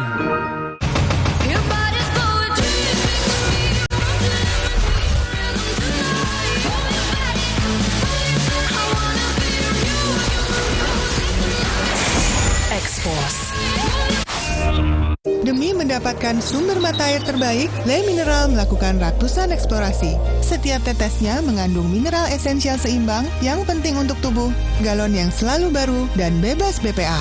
Inilah komitmen Le Mineral. Coba yuk. Oh, batuk. OB Herbal aja. OB Herbal. Cara herbal meredakan batuk. Pilih yang herbal, jangan yang asal. OB Herbal. Woi, jangan asal nubruk. Lu yang asal nubruk. Nih, yang gak asal nubruk. Gula aren instan nomor 1 di Indonesia ada versi tubruknya. Top Coffee susu gula aren tubruk. Paduan kopi tubruk, susu dan gula aren. Gile. Ampasnya lebih halus, brother. Gak sembarang kopi susu nih. Ampasnya aja enak. Berkelas nih, bos. Rasanya pengen lagi. Top Coffee susu gula aren tubruk. Puas tubruknya, legit gula arennya. Dari Wings to top enaknya.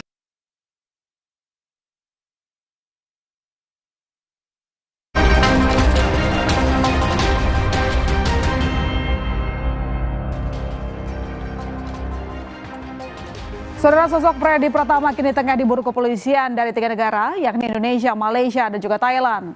Sejak sepak terjang sindikatnya semakin terkuak pada bulan Mei 2023 lalu. Kepolisian Republik Indonesia pun menerbitkan red notice untuk Freddy pada Juni 2023. Sepanjang tahun 2020 hingga 2023, polisi menerima 408 laporan kasus narkoba yang setelah ditelusuri berkaitan dengan jaringan Freddy Pratama. Freddy sendiri sebenarnya sudah masuk dalam daftar pencarian orang atau menjadi buronan sejak 2014 lalu. Ia dituding sebagai bandar besar sekaligus pengendali peredaran narkoba di Indonesia dan juga Malaysia bagian timur. Ya, saudara, sindikat narkoba pimpinan Freddy Pratama ikut menyeret seorang selebgram asal Makassar. Nur Utami ditetapkan sebagai tersangka tindak pidana pencucian uang atau TPPU lantaran dinilai berperan dalam menampung hasil penjualan narkoba yang dilakukan oleh suaminya. Yang suami Nur Utami bernama Saru merupakan salah satu orang kepercayaan Freddy dan kini masih dalam pengejaran polisi. Nur Utami sendiri ditangkap pada 16 September lalu usai menjalani ibadah umroh. Saudara, Nur Utami dikenal sebagai selebgram yang kerap membagikan video tentang kesehariannya yang terlihat mewah dan juga menunjukkan barang-barang mahal. Perempuan berusia 28 tahun ini juga dikenal memiliki berbagai macam bisnis, mulai dari fashion, kuliner, hingga produk perawatan kulit. Namun, itu semua tak lagi bisa dinikmatinya lantaran Nur Utami harus ditahan atas keterlibatannya dalam sindikat narkoba Freddy Pratama. Sejumlah barang-barang bermerek serta aset yang dimilikinya bersama sang suami juga diduga dibeli dengan uang hasil penjualan narkoba. Dan tak cuma harus menjalani penahanan, namun juga aset-aset berupa sejumlah mobil dan juga tas mewah milik Nur Utami disita polisi. Total nilai aset yang disita berkisar 6 hingga 7 miliar rupiah. Penyidik dari Barreskrim telah menetapkan satu orang tersangka lagi atas nama NU, yang mana NU ini adalah istri dari S. S merupakan jaringan Freddy Pratama yang berada di wilayah Sulawesi Selatan. Aset yang berhasil kita amankan ada beberapa jenis kendaraan, diantaranya Alphard, kemudian Hilux, termasuk juga HRV dan beberapa kendaraan yang lainnya. Dari yang bersangkutan juga kita lakukan penyitaan terhadap barang-barang bermerek seperti tas LV, Hermes. Dan saudara, rupanya Nur Utami memiliki teman senasib. Seorang selebgram asal Palembang, Adelia Putri Salma, juga ikut terjerat dalam sindikat narkoba Freddy Pratama. Dan lagi-lagi, ini berkaitan dengan sang suami bernama Hadafi, atau dikenal sebagai David, yang merupakan tangan kanan sang gembong narkoba. Sama halnya dengan Nur Utami, Adelia juga ditetapkan sebagai tersangka tindak pidana pencucian uang atau TPPU. Ia ditangkap di sebuah klinik kecantikan di Palembang oleh anggota Polda Lampung pada 26 Agustus lalu. Sementara sang suami juga telah ditangkap. Diduga aliran dana dari transaksi narkoba lah yang digunakan Adelia untuk membeli barang-barang mewah Ia pun didapuk sebagai Ratu Narkoba Palembang. Sementara sebagai selebgram, Adelia kerap memamerkan gaya hidup mewah di media sosialnya. Ia juga kerap membagikan video saat beraktivitas seperti berkuda, memanah, dan menembak. Siapa sangka aktivitasnya itu kini harus terhenti lantaran mesti mendekam dalam penjara. Dari kasus yang menjerat Adelia Putri, polisi pun menyita sejumlah barang bukti, diantaranya 4 rumah, 1 minimarket, dan 13 unit kendaraan roda 4 berbagai jenis, serta beberapa perhiasan atau barang-barang bermerek yang bernilai tinggi. Polisi menyebut sejumlah mobil mewah yang disita bernilai lebih dari 500 juta per unitnya. Adelia sendiri juga dituding menyembunyikan aset milik sang suami dari hasil penjualan narkoba yang dijalaninya.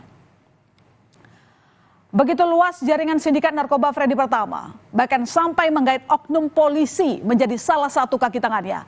Adalah mantan Kasat Ras Narkoba Polres Lampung, AKP Andri Gustami, saudara, yang kini terancam dipecat secara tidak hormat dari kepolisian, lantaran ikut-ikutan memuluskan peredaran narkoba sindikat Freddy.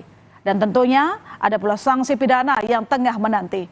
AKP Andri sendiri berperan membantu distribusi narkoba saat melintas di kampung, termasuk meloloskan pengiriman narkoba di Pelabuhan Bakauheni. Menyikapi hal ini, Kapolri Jenderal Listio Sigit Prabowo berjanji akan menindak tegas oknum polisi yang terlibat.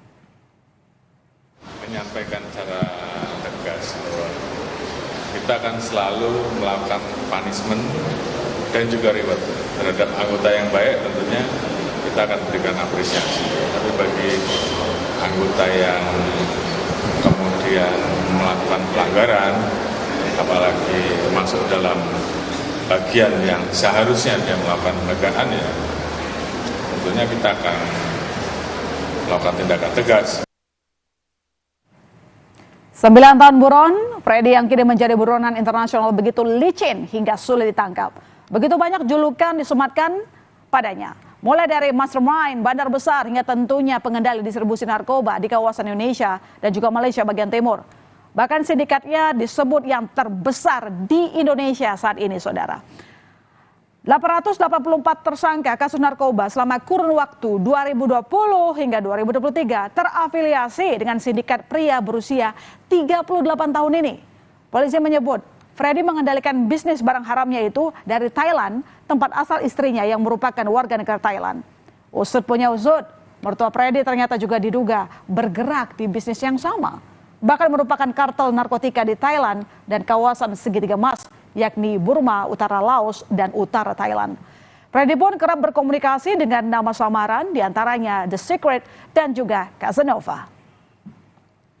Itu atas nama Freddy Pratama alias Miming, dengan nama samaran di komunikasinya The Secret, Casanova, Airbag, dan Mojopahit. Dan yang bersangkutan ini mengendalikan peredaran narkoba di Indonesia dari Thailand. Dan daerah operasinya termasuk di Indonesia dan juga di daerah Malaysia Timur. Dan kita tentu sudah berkomunikasi dengan teman-teman dari Royal Thai Police dan Royal Thai Immigration. Selain banyaknya koneksi dan juga jaringan dari sindikat Freddy, polisi menduga pria tersebut mengubah wajah dan identitasnya. Nah, sekilas dari foto yang dirilis polisi 2014 lalu, saudara, serta yang baru dimasukkan dalam data Interpol, terlihat perubahan dari fisik maupun rambut Freddy. Namun polisi juga menduga adanya kemungkinan operasi plastik untuk mengelabui petugas. Dan saudara, untuk memburu gembong narkoba Freddy Pratama, polisi menyebut operasi yang dijalaninya sebagai sandi operasi Escobar. Operasi Escobar merupakan langkah besar dalam upaya memberantas peredaran narkoba di Indonesia yang melibatkan Freddy Pratama. Operasi ini pun baru-baru ini berhasil menangkap 39 anak buah Freddy dan telah ditetapkan sebagai tersangka. Dan kemudian bertambah satu, yakni seorang selebgram asal Makassar yang dijerat dengan pasal tindak pidana pencucian uang. Mereka semua terlibat dalam sindikat yang digawangi Freddy yang disebut mampu menyelundupkan sabu dan juga ekstasi mulai dari 100 hingga 500 kg setiap bulannya. Bicara soal Escobar, saudara, mungkin Anda teringat pemirsa akan sosok seorang Pablo Escobar, bandar narkoba asal Kolombia yang begitu kaya dan berkuasa saat itu. Namun demikian, di akhir hidupnya, Pablo Escobar tewas dalam sebuah operasi penyegapan pada tahun 1993. Apakah sosok Freddy ini kemudian dianggap mirip Pablo Escobar? Hingga upaya penangkapannya dinamakan Operasi Sandi Escobar. Namun polisi pun membantah hal tersebut. Kembali lagi soal Freddy Pratama. Dalam mengendalikan sindikat narkobanya, Freddy telah membagi-bagi tugas dengan cukup rapi pada para kaki tangannya. Mulai dari pembagian wilayah hingga tugas seperti pengendali operasional, pembuat dokumen palsu, hingga kurir uang tunai ia persiapkan. Dan ini beberapa diantaranya saudara, sebut saja tangan kanan Freddy, yakni Rivaldo atau Kev. Yang ditujukan Freddy untuk menjadi operator pengendali narkoba ke wilayah barat Indonesia, seperti Sumatera dan juga Jawa. Ada pula AKP Andri Gustami, ex-kasat narkoba Polres Lampung Selatan, yang membantu pengiriman narkoba via pelabuhan Bakauheni dan juga di kawasan Lampung.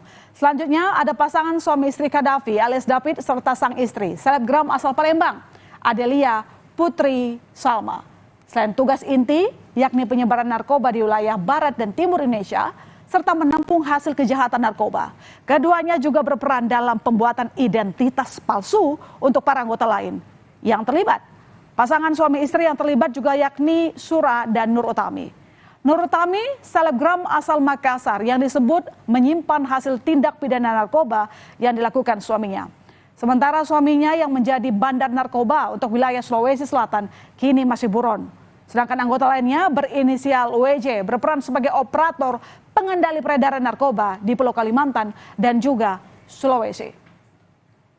Aset-aset ini juga kita memberikan suatu, menunjukkan kepada masyarakat sebagai komitmen kita untuk bisa memberantas narkoba.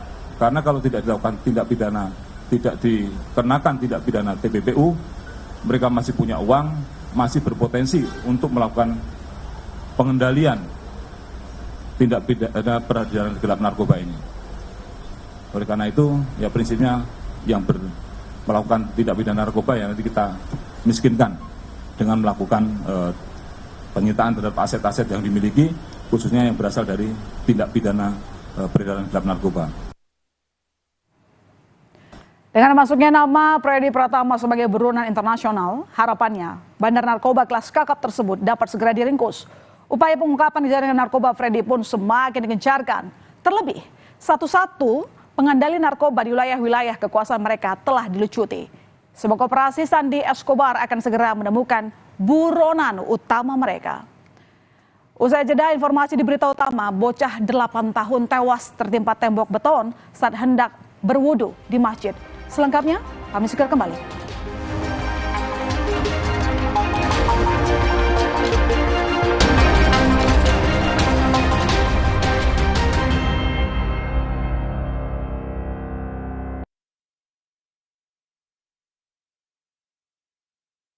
Perundungan di sekolah masih terjadi di sejumlah daerah. Akibatnya, bocah-bocah korban perundungan ini menderita luka fisik hingga mengalami trauma. Dampak mentalnya berubah total itu banyak banget ya. L ini mentalnya jatuh.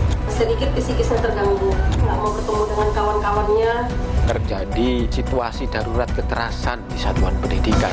Sasaran, Rabu 20 September, pukul 10:30 malam, di Kompas TV. Kompas dipersembahkan oleh Morinaga Cilgo. Morinaga Cilgo, nutrisi berkualitas, harganya terjangkau. Cilgo. Anda menyaksikan Kompas Update, saudara, bersama saya Algin Fridianto. Ledakan terdengar beberapa kali saat 3 lapak pedagang di Pondok Aren, Tangerang Selatan, Rabu sore ludes terbakar. Ledakan pun sempat terdengar beberapa kali hingga mengakibatkan warga sekitar panik berlarian. Kebakaran ya. Warga tampak berlarian saat asap tebal dan kobaran api membakar bangunan lapak pedagang. Warga khawatir api akan merambat ke rumah warga yang lain. Awalnya api muncul dari salah satu lapak bangunan, lalu dengan cepat merambat ke 2 bangunan di sampingnya. Setelah 2 jam kemudian, api dapat dipadamkan. Depan tukang es kelapa.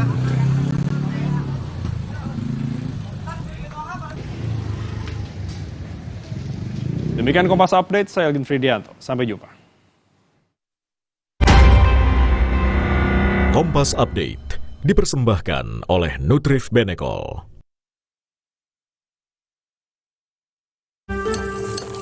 Mas, mainan dulu biar nggak capek. Senang kan melihat anak tumbuh dengan baik? Bersama Morinaga Cilgo, nutrisi berkualitas untuk dukung daya tahan tubuh, bantu tumbuh kembangnya. Morinaga Cilgo. Wah, makan. Udah nggak takut kolesterol naik nih. Kan habis makan langsung Benecol. Lanstan esternya hajar kolesterol dari makanan yang habis kita makan. Nutri Benecol. Di tanganmu, botol plastik bekas bisa jadi baru lagi. Seperti tas, baju, hingga sepatu ini.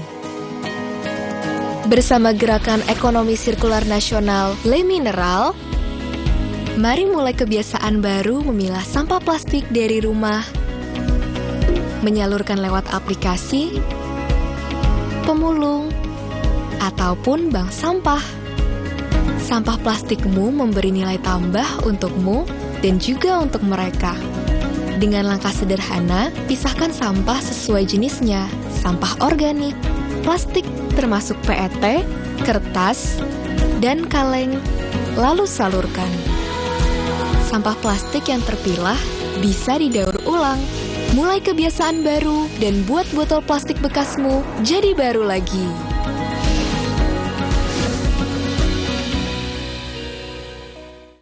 Terasa gigi ngilu kalau minum dingin. Terus kondisi gigi sensitif.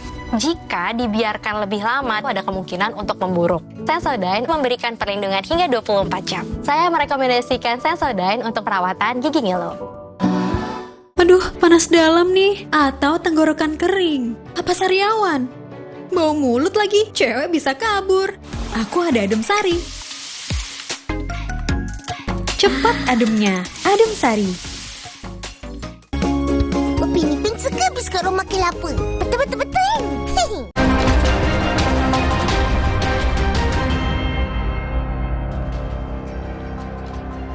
Seekor monyet liar berkeliaran di salah satu sekolah dasar di Bangkalan, Jawa Timur dan membuat siswa ketakutan.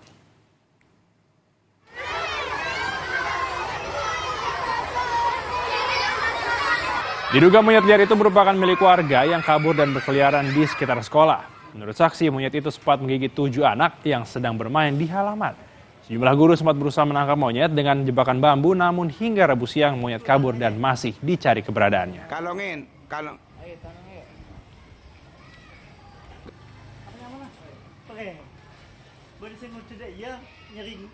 Informasi lainnya, tornado memporak-porandakan 2 kota di wilayah Tiongkok pada Selasa lalu. Sejumlah kendaraan dan rumah warga hancur diterjang oleh dahsyatnya tornado.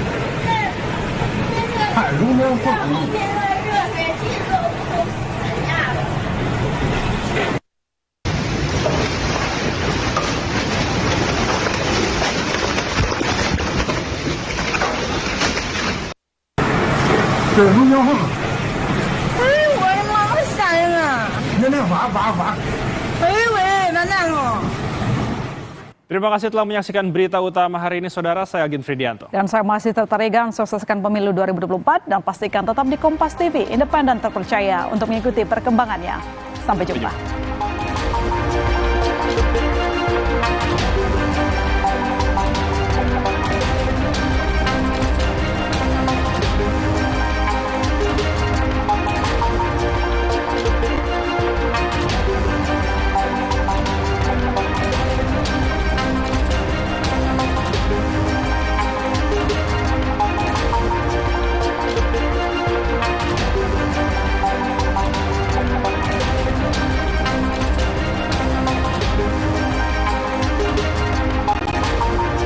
Perundungan di sekolah masih terjadi di sejumlah daerah. Akibatnya, bocah-bocah korban perundungan ini menderita luka fisik hingga mengalami trauma. Dampak mentalnya berubah total itu banyak banget ya. L ini mentalnya jatuh. Sedikit psikisnya terganggu, nggak mau ketemu dengan kawan-kawannya. Terjadi situasi darurat kekerasan di satu